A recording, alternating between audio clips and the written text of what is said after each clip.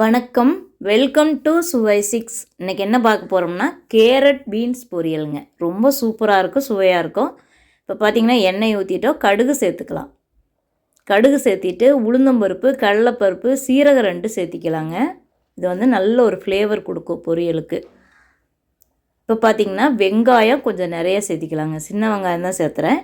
சின்ன வெங்காயம், பச்சை மிளகா 1, வரமிளகா 1 இந்த மாதிரி சேர்த்திக்கலாங்க. பச்சை மிளகா 2 கூட சேர்த்தலாம். எப்படி காரம் வேணுமோ அந்தளவுக்கு சேர்த்திக்கலாங்க. நான் செய்கிற பொரியலுக்கு பார்த்திங்கன்னா ஒரு பச்சை மிளகா, ஒரு வரமிளகா சேர்த்துனேன். வரமிளகா நல்லா காரமாக இருக்குங்க எங்களோடது. அதனால் நீங்கள் காரம் உங்களுக்கு எப்படி தேவையோ அப்படி சேர்த்துக்குங்க. இப்போ கருவேப்பிலை சேர்த்துக்கலாம். இப்போ நல்லா வதக்கலாம். எண்ணெய் கொஞ்சம் ஜாஸ்தியாக ஊற்றுவோங்க.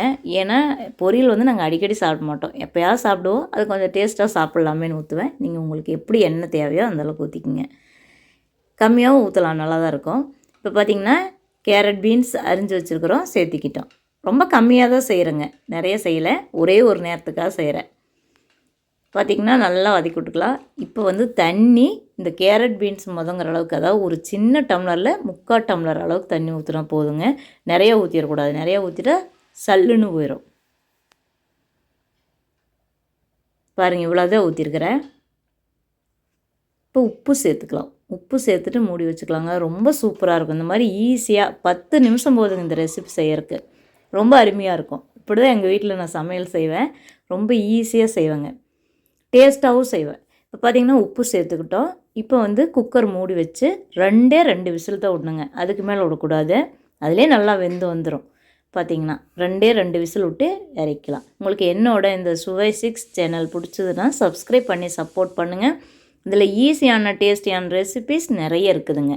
அப்புறம் என்னோடய ஈஸி கலர் கோலம், இல்லத்தரசி கோலம்னு 2 கோலம் சேனல் இருக்குது. அதிலே சிம்பிளான ஈஸியான கோலங்களாக தான் கொடுத்துட்ருக்குறேங்க.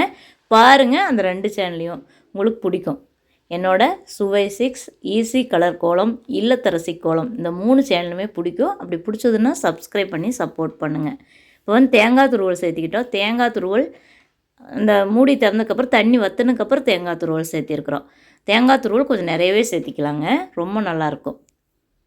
அட்டகாசமான சுவையில் கேரட் பீன்ஸ் பொரியல் ரொம்ப அருமையாக இருந்ததுங்க. உங்களுக்கு இந்த வீடியோ பிடிச்சதுன்னா ஒரு லைக் பண்ணுங்கள். இந்த சேனல் பிடிச்சா சப்ஸ்கிரைப் பண்ணிக்கங்க. தேங்க்யூ ஃபார் வாட்சிங்.